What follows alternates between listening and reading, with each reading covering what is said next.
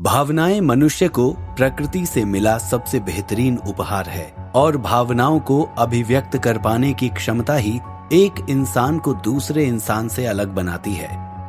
भावना का स्तर ही मनुष्य में मनुष्यता का स्तर दर्शाता है। लेकिन कभी कभी व्यक्ति इतना अधिक भावुक हो जाता है कि ये उसकी बुद्धि को भी ढक लेता है और ऐसे क्षणों में लिए गए निर्णय हमेशा नहीं तो अधिकांशतः गलत ही सिद्ध होते हैं। लेकिन अधीश ने तो निर्णय भी नहीं लिया था। इस परिस्थिति में देखा जाए तो शुरू से अंत तक उससे गलती ही हुई थी और अब समीर को मुसीबत में देखकर एक बार फिर उसने बुद्धि का हाथ छोड़कर भावुकता में बहकर जो गलती कर दी थी उसकी भारी कीमत उसे चुकानी पड़ सकती है। अधीश की इस गलती की सजा किस किस को मिलेगी? क्या समीर की जान बचाने के लिए अधीश अपनी जान जोखिम में डाल देगा? मृगांक वापस पहुंच चुका था और जब उसने अधीश के सकुशल होने की खबर देवयानी को दी तब जाकर देवयानी के हृदय को चैन मिला। लेकिन अब भी मृगांक ने पूरी बात उसे नहीं बताई थी, जिसके लिए वो खुद चिंतित था। पता नहीं अधीश वहां से सफलतापूर्वक वो जड़ी लेकर जा सकेगा या नहीं। हे ईश्वर, मेरे मित्र की रक्षा करना। मृगांक ने मन ही मन ईश्वर से प्रार्थना की। मृगांक के अलावा आचार्य कश्यप भी लगातार अधीश के लिए प्रार्थना कर रहे थे। उनको लग रहा था कि उन्हीं की वजह से ही अधीश आज इस मुसीबत में पड़ा है। लेकिन होनी को कौन टाल सकता है? और जिस संकट में अधीश इस समय था उससे तो केवल ईश्वर ही बचा सकते थे। लेकिन कभी कभी इंसान ऐसे काम कर जाता है कि शायद ईश्वर भी दांतों तले उंगली दबा लेता होगा। जिस क्षण अधीश ने चिल्लाकर समीर को बुलाया, ठीक उसी क्षण जंगल पूरी तरह से बदलने लगा। ऐसा लग रहा था जैसे जंगल में पेड़ नहीं, बड़े बड़े भयानक दानव हैं जो बड़े बड़े कदम रखते हुए अधीश की ओर बढ़ रहे हैं। घने अंधियारे के बीच जमीन पर लाल शोले बिछे हुए थे। अधीश को समझ ही नहीं आ रहा था कि किस ओर कदम बढ़ाए। उधर समीर लगातार जैसे जमीन में धंसता जा रहा था। अधीश ने उसकी ओर बढ़ने की कोशिश की, लेकिन उसके पैर जैसे जम गए थे। समीर की आंखों में आंसू आ गए और अधीश का जो हाल था वो तो बताया ही नहीं जा सकता। ऐसे शत्रु से वो पहली बार लड़ रहा था जो वास्तव में था ही नहीं। समीर ने एक बार पूरी ताकत लगाकर खुद को संभाला और अधीश को दोनों हाथों से ऊपर उठाकर अपने कंधों पर उठा लिया। जाओ अधीश, समीर बोला। समीर भी एक मांत्रिक था और शारीरिक शक्ति में अधीश से कम नहीं था। अधीश ने कातर निगाहों से उसे एक बार देखा। वो फैसला नहीं कर पा रहा था कि समीर फिर चिल्लाया, जाओ अधीश। अब तक अधीश समझ चुका था कि यदि वो थोड़ी देर और सोचने में समय गंवा देगा तो दोनों की जान जाएगी। अधीश ने अपना प्रिय मंत्र पढ़ा, वात चक्र। वात चक्र पूरी क्षमता में घूमने लगा और कुछ ही पलों में अधीश उस स्थान की सीमा से बाहर निकल गया जहां तक इंद्रावती जड़ी का भ्रम जाता था। बाहर जाकर उसने एक बार फिर समीर की ओर देखा। जमीन उसे निगलती जा रही थी और कुछ ही देर में समीर का शरीर धरती में समा गया। अधीश जमीन पर गिर पड़ा और फूट फूट कर रोने लगा। चीख चीख कर वो आसमान से पूछ रहा था, क्यों ईश्वर, मेरे साथ ही क्यों? लेकिन जवाब देता कौन? ईश्वर ने तो शायद उसकी ओर से कान ही बंद कर लिए थे। दुखी मन और भारी हृदय लेकर अधीश तरंगम लौट आया। नगर की सीमा पर उसे याद आया कि जब वो पहली बार इस नगर में दाखिल हुआ था तो उसकी खूबसूरती देखकर उसका हृदय खुशी से खिल गया था। लेकिन अब जब इसकी सच्चाई पता लग चुकी है तो यही नगर कितना भद्दा, कितना विभत्स लग रहा है। अधीश जब बटुक के महल में पहुंचा तो उसने सोमसेन को अपना इंतजार करते पाया। अधीश को देखते ही वो खड़ा हो गया और प्रसन्न होकर बोला, आओ आओ मांत्रिक अधीश, मुझे पूरा भरोसा था कि तुम सारी जड़ी बूटियां जुटा ही लोगे। अधीश ने ठंडी निगाहों से उसे देखा और जड़ी बूटियों की पोटली उसे पकड़ा दी। बिना कुछ कहे ही वो भीतर जाने लगा तो सोमसेन फिर बोला, अरे ये मुझे क्यों दे रहे हो? औषधि तो तुम्हें ही बनानी है। ये सुनकर अधीश की इच्छा हुई कि वो पोटली को सोमसेन के सर से दे मारे और उसका सर फोड़ दे, लेकिन वो कुछ नहीं कह सकता था।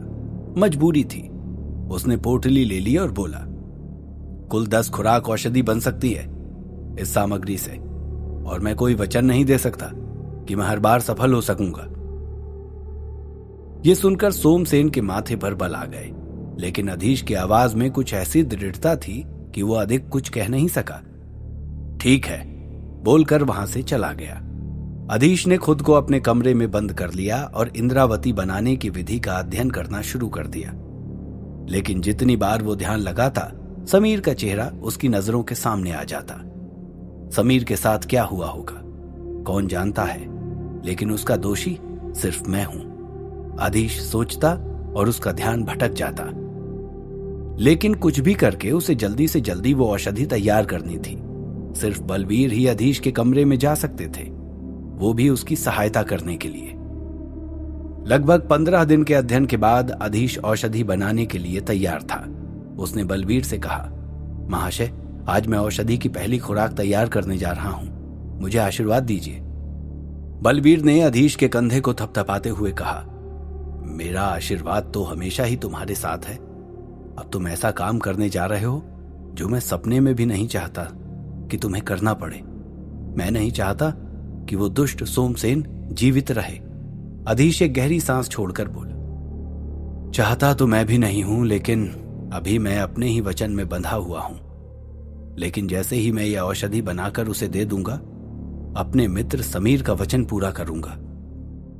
बलवीर ने अधीश की आंखों में दृढ़ संकल्प की ज्वाला देखी। वो समझ गए कि अधीश ने अपने हाथों में सोमसेन की मौत लिख ली है, लेकिन फिलहाल उसी सोमसेन को वो जीवन दान देने वाला था।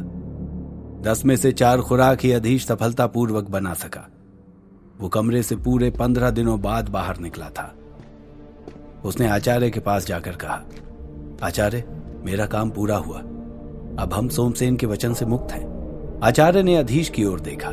आज पहली बार वे उसकी सफलता से प्रसन्न नहीं लग रहे थे।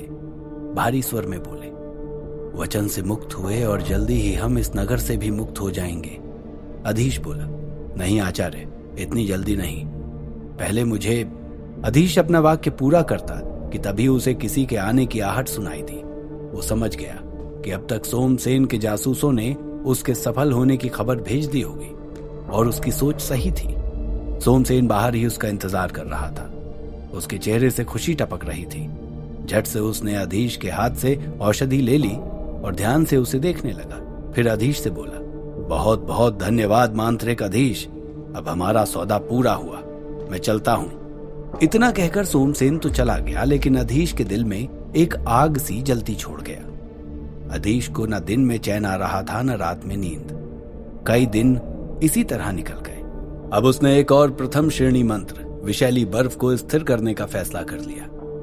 जितने अधिक और शक्तिशाली मंत्र मेरे पास होंगे, सोमसेन को उतनी ही जल्दी मैं सबक सिखा सकूंगा। इसके बाद अधीश फिर से अभ्यास में जुट गया, लेकिन कई दिनों के अध्ययन और ध्यान के बाद भी उसे मंत्र याद तक नहीं आ रहे थे। उसने बलवीर से इस बारे में बात की। महाशय, ये मेरे साथ पहली बार हो रहा है, जबकि अब तक तो मेरी मानसिक शक्ति भी कई गुना बढ़ गई है। बलवीर ने उसकी बात सुनकर कहा, बात यह है अधीश कि कुछ मांत्रिक सात्विक प्रकृति के होते हैं और कुछ तामसिक। विषैली बर्फ जैसे मंत्र सामान्य मांत्रिकों के लिए नहीं होते। ये कुछ सीमा तक आसुरी या तामसिक शक्तियों से प्रभावित होते हैं, और इसके लिए तुम्हें भी अपना मार्ग बदलकर अंधेरे की ओर जाना होगा। अधीश ये सुनकर परेशान हो गया। लेकिन महाशय, आज तक मैंने जानबूझकर ऐसा कोई काम नहीं किया जिसमें। इसके बाद अधीश को कोई शब्द ही नहीं मिले। वो अपनी बात किन शब्दों में समझाए, उसे समझ में ही नहीं आ रहा था। लेकिन बलवीर ने उसकी बात बिना कहे ही समझ ली और मुस्कुराकर बोले, अंधेरे को तुम बुरा समझते हो तो ये तुम्हारी नादानी है। अंधेरा रहस्यमय है, इसमें अपने भीतर कई राज छिपाए रखने की शक्ति होती है। इसलिए ऐसे लोग जो उजाले से अपने राज छिपाना चाहते हैं, वे इसकी ओर बढ़ते हैं। लेकिन ये बुरा नहीं है। अंधेरा ना हो तो रोशनी का तो महत्व ही खत्म हो जाएगा। अब अधीश को बलवीर की बात कुछ कुछ समझ में आ रही थी। शायद इसी कारण से गुरु सूर्यभान उसे ये मंत्र देने से हिचक रहे थे। लेकिन अब उसने ठान लिया तो ये मंत्र भी स्थिर करके ही रहेगा। उसने बलवीर से पूछा, लेकिन मैं ये करूंगा कैसे? बलवीर ने उत्तर दिया, अपने आप को आजाद करके, अपने भ्रम और पूर्वाग्रह से। शक्ति को स्वीकार करने के लिए अपने पूरे अस्तित्व में समेटने के लिए तैयार हो जाओ। बलवीर ने अधीश को काफी देर तक समझाया और अधीश को उनकी समझाई एक एक बात समझ में आ रही थी। फिर भी उसके मन में कई सवाल थे। उसने बलवीर से पूछा, लेकिन मैं अंधेरे की ओर कैसे जाऊं? बलवीर ने कहा, ऐसी कोई जगह जहां से तुम्हारी बहुत गहरी उदासी या दुख जुड़ा हुआ हो, जिसे तुम फिर से जीना या याद करना नहीं चाहते, फिर भी उसे बदलना चाहते हो। वहां जाओ और अपने अंदर के अंधेरे को जगाने की कोशिश करो। ये सुनकर अधीश की आंखों में नमी आ गई। अभी अभी हुई एक घटना ही तो उसकी सबसे बुरी याद है, सबसे गहरी उदासी, जिसके कारण आजकल उसे कुछ भी अच्छा नहीं लग रहा था।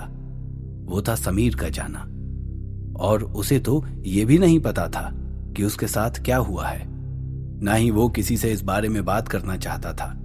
उसे ग्लानि महसूस होती थी ये सोचकर कि उसी के कारण समीर आज यहाँ नहीं है।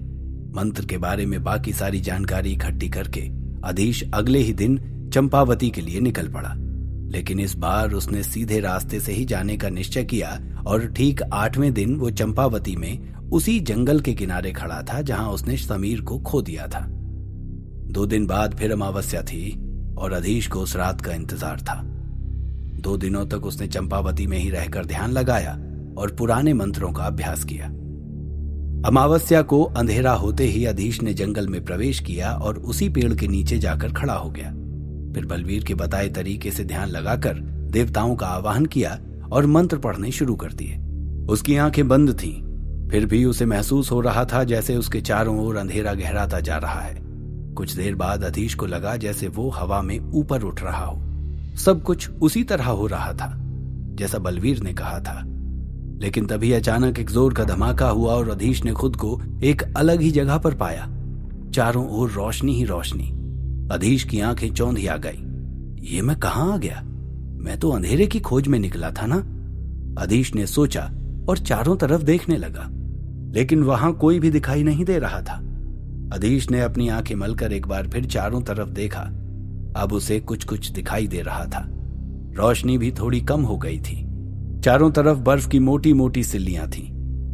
जमीन पर हरी घास पर ताजी बर्फ की तहें जमी हुई थीं। छोटे छोटे फूल उस बर्फ के नीचे दब गए थे। पेड़ों पर भी बर्फ की एक परत थी। ऐसा लग रहा था जैसे अभी अभी यहां बर्फबारी हुई है। लेकिन ये जगह बहुत खूबसूरत थी, लेकिन बहुत अधिक ठंडी भी थी। अधीश को अपने साधारण कपड़ों में अब सर्दी लगने लगी थी। उसने आवाज लगाई, कोई है यहां? लेकिन उसे अपनी ही आवाज चारों दिशाओं से लौटती हुई सुनाई दी। कोई है यहां? कोई है यहां? अधीश अब परेशान होने लगा। उसने चारों ओर घूम कर देखा, लेकिन वहां एक चिड़िया का बच्चा भी नहीं था। कहां आकर फंस गया हूं मैं? अधीश की आंखों में नमी उतर आई थी। तभी उसे एक आहट सुनाई दी। ये घोड़ों के टापों की आवाज थी। अधीश एक पेड़ के पीछे छिपकर देखने लगा। आवाजें पास आती जा रही थीं। अचानक अधीश के सामने से 4 घुड़सवार निकल गए। उन सब के घोड़े भी बर्फ की तरह सफेद ही थे और सभी ने सफेद कपड़े पहन रखे थे। ये देख ऐसा लग रहा था जैसे वे किसी बड़े साम्राज्य के राजकुमार हों। लेकिन कुछ ही दूर जाकर उनके घोड़े रुक गए और वापस लौटने लगे। उनमें जो सबसे छोटा था उसने कहा, भैया मुझे लग रहा है यहां कोई है। लेकिन यहां कौन आ सकता है? दूसरे ने जवाब दिया, शायद बाहरी दुनिया से कोई आया हो। उसने कहा, बाहरी दुनिया? अधीश ने यह सुना तो चौंक पड़ा। किस बाहरी दुनिया के बारे में बात कर रहे थे ये चारों? और ये कौन सी जगह है जहां अधीश आ गया है? अधीश के सामने बहुत से सवाल थे। क्या वो अपने सवालों के जवाब खोज पाएगा? और उसके उद्देश्य का क्या होगा जिसके लिए वो घर से निकला था? जानने के लिए सुनते रहिए द मैजिशियंस सीक्रेट, सिर्फ और सिर्फ पॉकेट FM पर।